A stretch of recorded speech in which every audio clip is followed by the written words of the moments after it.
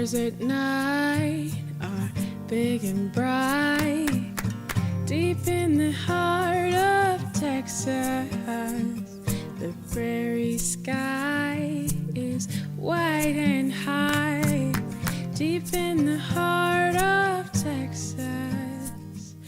We're here today with John Fitzgerald, Vice President of Business Development with Project 44. We're fortunate enough to be at the Retail Industry Leaders Association, the RELA meeting here at the Gaylord in Grapevine, Texas, outside of Dallas. So, John, thanks so much for spending a few minutes with us today. My pleasure. Really been looking forward to this. Nice to see old friends like you and Eric. Yeah, thanks. You have a really unique perspective on the business. I mean, obviously our business is the 3PL, freight forwarding, part of international trade, and you've done that, but now you've also very successfully transitioned onto the technology side. So how have you seen the industry change? Well, you know, we're still moving freight from A to Z and kicking boxes, right? But the technology is what's really one of the major changes.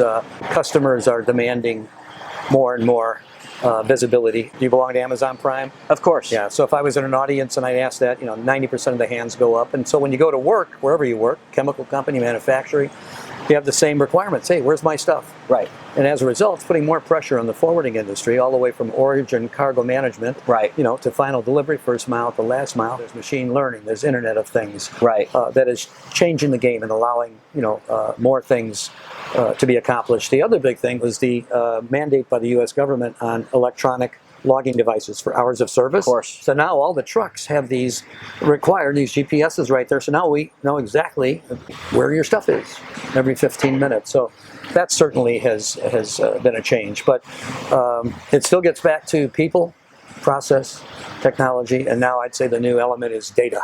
Data. And people being the most important. And I think that's what I like about your company is you've got people who've been there, done that, understand what happens at origin, cargo management, what a CFS, CY is. You've been there, done that, and you can add such value. And then combined with the technology, with like Mercado and other good technologies, now you can really offer a full solution. Right.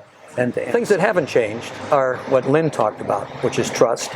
Actually, Dan Gardner talked about people. He did say, and absolutely right, technology is an enabler. We're only an enabler.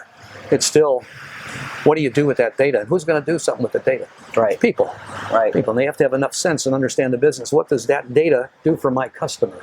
And if you're not customer centric, you aren't going to survive. Right. Yeah. One of the things we talk about a lot is transparency with the technology to provide the transparency, but then as importantly, the expertise of how to know how to use the technology, and the fourth stool, or the fourth leg of the stool that you mentioned now is the data. You recently wrote an article that I found very interesting, and it was called "A Little Data Eats Big Data for Lunch." Yeah. Can you interesting title, by the way. Can you expand on that a little bit? Yeah, it was a takeoff from Drucker's Culture Eats Strategy for Lunch. And I was in a debate with a professor from Northwestern, and he was talking about big data, and there was a book he wrote this thick. And so it was all shippers out there, so I just did a show of hands, and I said, how many of you are on SAP or Oracle? Every hand in the room went up. I said, how many of you manage your supply chains on Excel spreadsheets? Every hand in the room went up. And I said, and how many of you have all the data from origin to destination, the whole purchase to pay cycle? One hand in the room went up. So one customer, I won't mention their name, they told me they were doing a data lake and data mining. And so I said, what does that mean? They said, well, we have 13 different systems, and we connected them all together. And now we got all the information. I said, really? I said, do you have all the information from origin on the purchase order and what the vendor's doing, and tier 1, tier 2, and have they passed QC, and when is it going to ship? Yes, and all those important milestones. And by the way, when they get to the States, do you know what they've done with the broker and the on-forwarding? And no. I said, well, then you don't have a full end-to-end supply chain. So that's what really, the little data is so key. Right. So tell us a little bit about Project 44 and how your company is really moving forward, and some of the interesting things that you guys are involved with. Sure. So Project 44 is 6 years old. We're the largest advanced visibility provider in the globe. We started in LTL with 3PLs. I was shocked at how the domestic transportation business is archaic. Right. So the most automated mode is parcel. It's like 98% automated. Sure. You get to LTL, FedEx Freight's the largest LTL carrier. They have a goal to be 60% automated by 2020. That's right now. Tommy Barnes and our CEO, Jet, came from that industry, and they saw that opportunity, especially Jet. And he said, we got to digitize this whole process. These people have fancy TMS systems, and yet they still got people calling up hey, did you get that pickup? Did you get that EDI message? Right. You know. So the implementation time between APIs and EDI are completely different, right? The visibility, the immediate visibility is much better, and the ease of doing it, where an EDI project took, as you said, months and probably a number of people on both sides of the transaction trying to map everything properly and make sure all that really fit and tested and everything. Really, it's kind of changed how easy it is to get that kind of visibility. Absolutely. Today. So our company made a decision to be 100% API first. We don't do any EDI.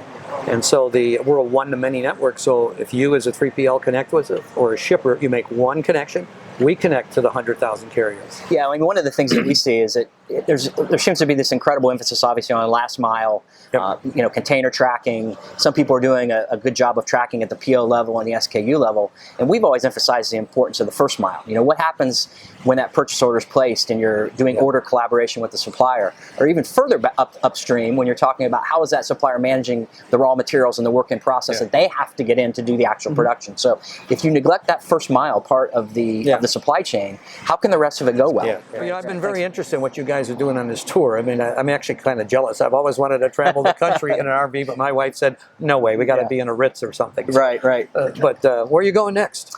Well, from Dallas, we go to, after the RELA show's over, we're going to go to New Orleans, and then up through Memphis, Nashville, down to Atlanta, and then we'll go up through the Carolinas, up through the Mid-Atlantic, East Coast, New York, Philly, back through the Midwest, Ohio, Chicago. We end up in Kansas City, and then all the way out in Denver. That's what's planned. It's about 5,500 miles all told for the tour, but that doesn't include encores because we don't know where we're going to go after Denver, but we have a sneaky feeling that there'll be an encore to involve. We've kind of patterned this after a little bit of a rock and roll tour as it is, so we do believe there'll be at least one encore. Well, that's it. Sure. It really sounds fascinating. I'm sure you're gathering a lot of great information, we are. From your customers so that you can be a better company. And I'm sure you're meeting a lot of other people smarter than me. So as I always say, even to the kids I teach, I say, I'm the oldest one in the room. I know I'm not the smartest, but I know we've both been 21, but you've never been 73. Not yet. I hope to get there, though. Oh, yeah, you'll talk about that. Super. John, thanks so much. I want to give you a little gift that we brought for you. One of the things that we're doing with the tour this year is we did brand some Owl wine, and we are giving that away as a thank you for spending some time with us today. I can assure you it is drinkable. The tour has made sure those of us that are on it have had a bottle or two just to make sure that it is entirely drinkable. It's actually very good. And what we're asking people to do with this is to take a selfie. The instructions are with it. And if you take a selfie and you send that to us, we'll continue to fund the girls' orphanage in Sri Lanka that we sponsor. So, that's fantastic. We send a picture of your selfie. We post it in a big collage so the girls there can understand that there's people all around the world that care about them. And it's a great educational thing for them as well. Oh, that's awesome. That we Nothing try to better do. than drinking wine for a good cause. Absolutely. Absolutely. Thanks again, John. Hey, it's my pleasure. Yeah, really pleasure. appreciate you Let's go have a taking drink time with us. Let's do it. The stars at night are big and bright, deep in the heart of Texas. The prairie sky is white and high, deep in the heart of Texas. Reminds me